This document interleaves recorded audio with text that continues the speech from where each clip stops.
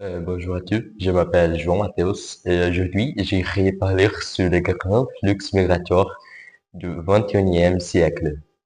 Comme beaucoup d'entre vous le savent, de nombreuses migrations ont lieu dans le monde. Mais avons-nous suffisamment de recul sur le sujet? Aujourd'hui, je vous propose d'adopter un autre regard sur ces flux. Commençons pour le début avec le conflit syrien.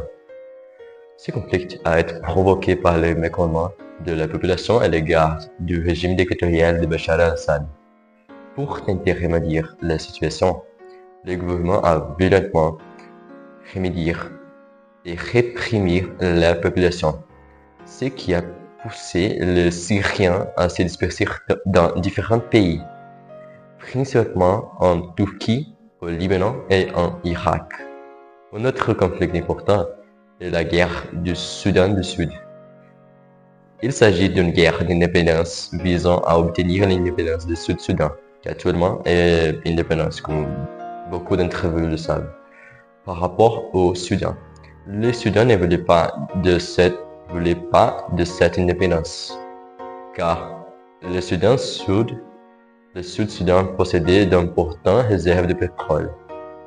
La guerre a éclaté et le Sud-Soudan a gagné, au prix de nombreuses vies, mais a gagné. Au cours de ces conflits, il y a un exode massif.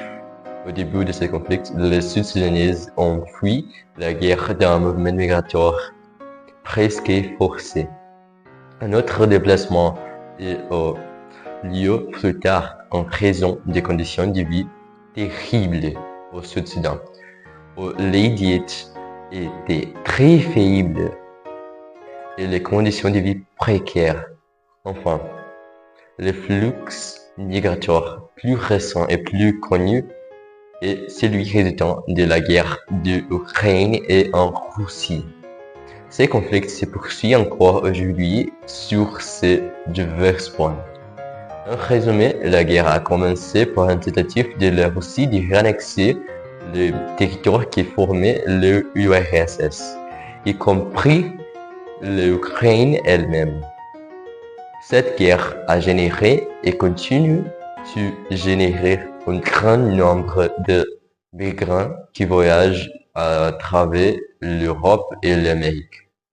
Nous concluons ainsi notre discussion à ces principaux mouvements migratoires du premier siècle en reconnaissant leur gravité et leur importance actuelle ainsi que le fait que les migrants ne sont pas toujours bien actuels et sont souvent confrontés à la xénophobie et au racisme dans certains cas.